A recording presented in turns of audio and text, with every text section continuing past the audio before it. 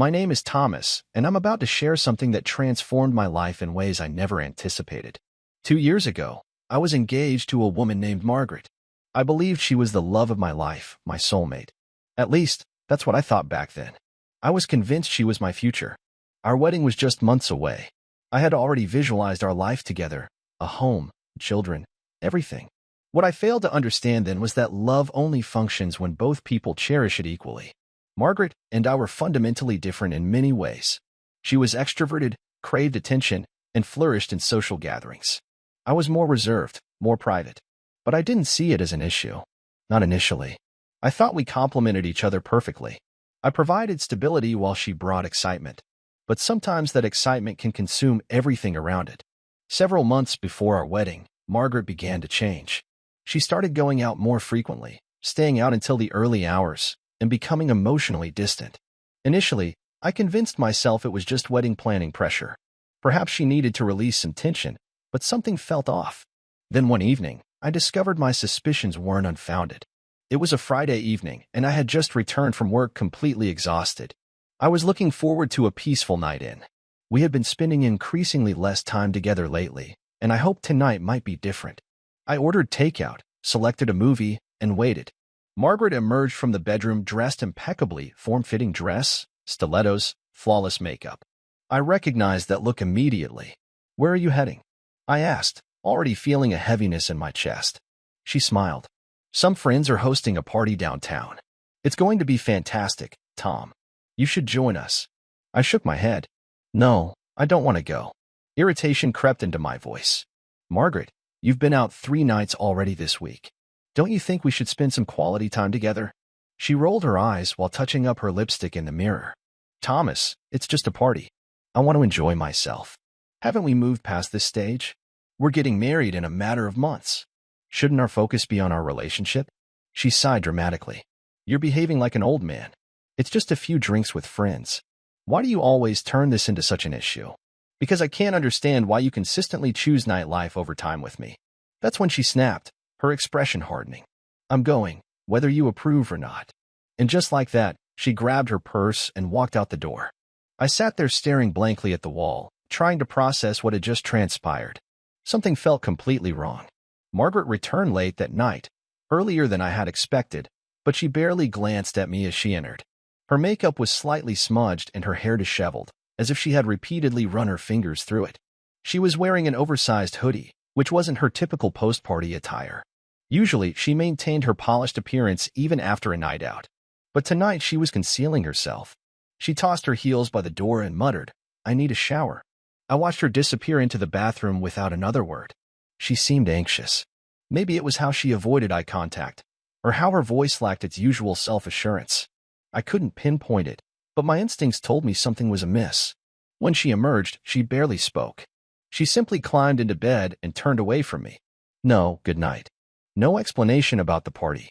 I lay awake staring at the ceiling for hours that night, trying to ignore the feeling that something fundamental was changing between us. The following evening, she arrived home from work acting normal, as if nothing had happened the previous night. She greeted me with a casual, "Hey," and dropped her purse on the counter. I played along, pretending I wasn't still troubled by our argument before she went out. After dinner, she stretched her arms above her head. "I need a long shower," she said, walking toward the bathroom. I nodded but remained silent. 30 minutes later, she stepped out wrapped in a towel, her hair dripping. She walked across the room, casually reaching for one of my t-shirts from the dresser. That's when I noticed it, a bruise on her hip. Dark and deep, the kind that doesn't result from a minor collision. My stomach tightened. "Margaret," I said carefully, keeping my voice steady. "What happened there?" She looked down at the bruise as if seeing it for the first time, but then all too quickly she shrugged. "Oh, that. I bumped into the bar counter last night. Some guy accidentally pushed me." She laughed slightly, dismissing it as insignificant, but something about her tone seemed off. Too nonchalant, too hurried. I studied her expression. "That bad?" I asked, maintaining a light tone.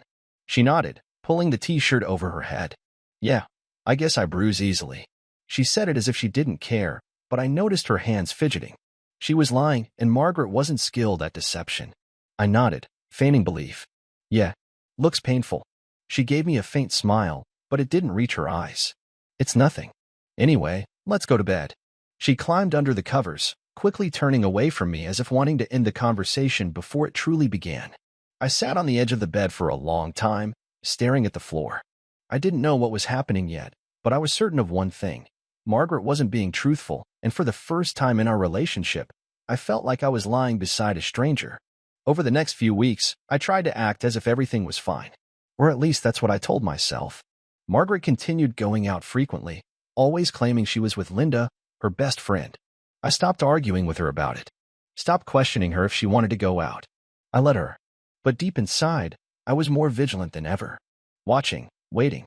Then one night, everything changed. Margaret was in the shower and her phone was on the couch, screen facing up. I wasn't even thinking about checking it. But then the screen illuminated with a message from Linda. "I still can't believe you did that." My stomach dropped. Did what? I stared at the message, my pulse pounding in my ears. The curiosity burned through me. My palms were sweating. I had to know. I picked up the phone, my thumb hovering over the screen.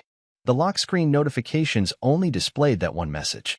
If I wanted more, I needed to unlock it, and I almost did. But then the bathroom door creaked open. Margaret stepped out wrapped in a towel, steam billowing behind her. I put the phone down as if it were scalding hot and grabbed the TV remote, pretending to browse channels. She didn't notice. She hummed as she walked past me, completely unaware that I had just glimpsed something significant. My hands were still trembling.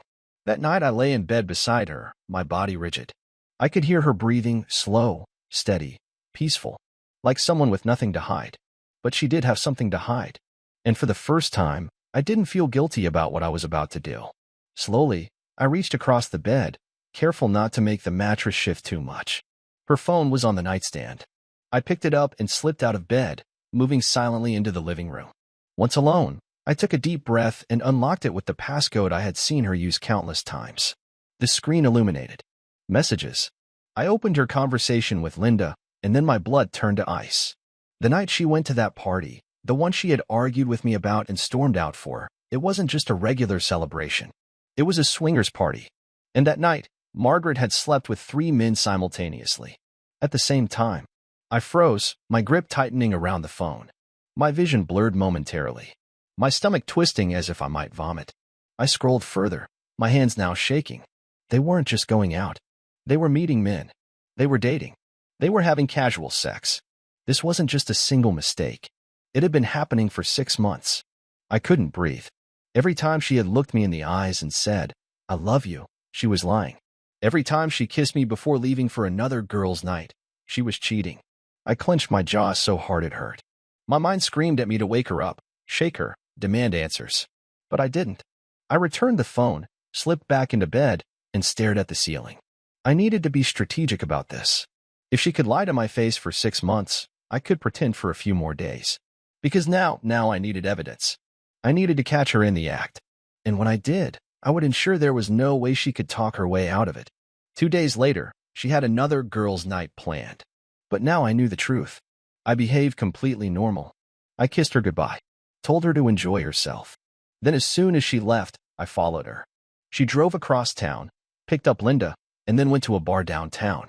I parked my car across the street and watched as they entered. Minutes later, 2 men arrived. They greeted Margaret and Linda like old friends. They embraced. They laughed. Margaret touched one man's arm, leaning in, whispering in his ear.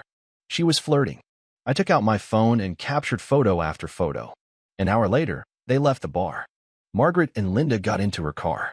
The 2 men got into theirs, and then they drove to a hotel. I watched as Margaret exited the car, smoothing her dress before turning to the man she had been laughing with all evening. He pulled her close, and without hesitation, she tilted her head up and kissed him. My stomach nodded, but my hand remained steady as I snapped a photo. Then another.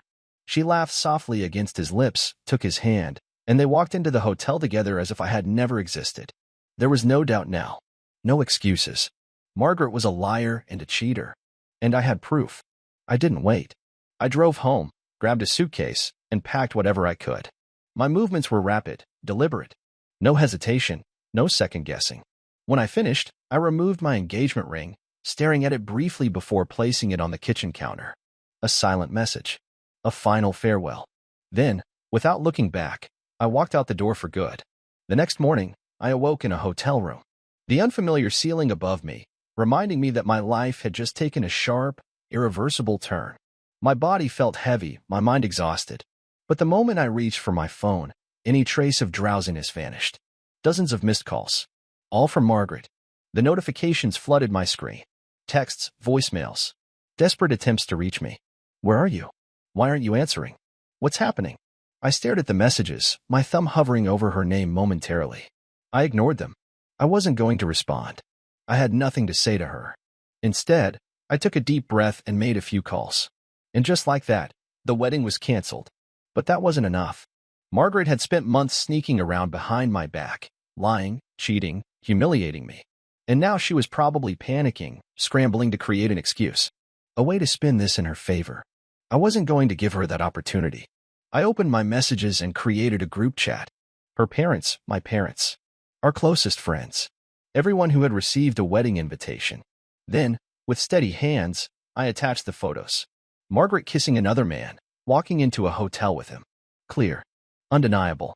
Finally, I typed out a message. The wedding is canceled. Here's why. And then I hit send. I stared at the screen for a few seconds. I didn't need to see the reactions. The truth was out now. There was no undoing it. Without a second thought, I turned off my phone and tossed it onto the bed. I leaned back against the headboard and exhaled. It was over. And for the first time in months, I felt liberated. Margaret lost it.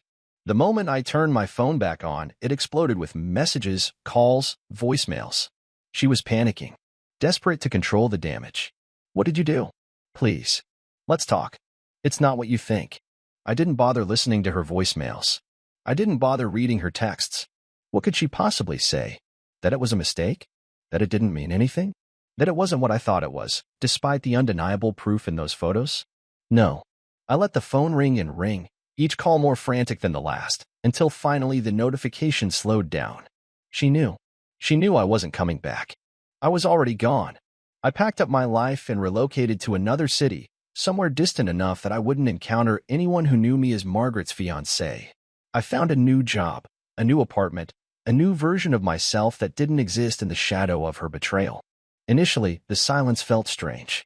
I had spent so long in a relationship that centered around someone else's choices, waiting for Margaret to come home, wondering where she was, convincing myself that her absence didn't signify anything.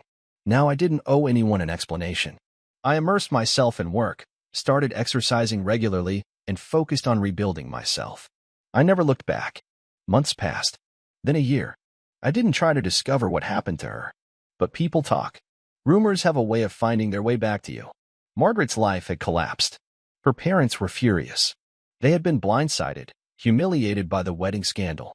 I heard they stopped communicating with her for a while. Her subsequent relationships, none of them endured.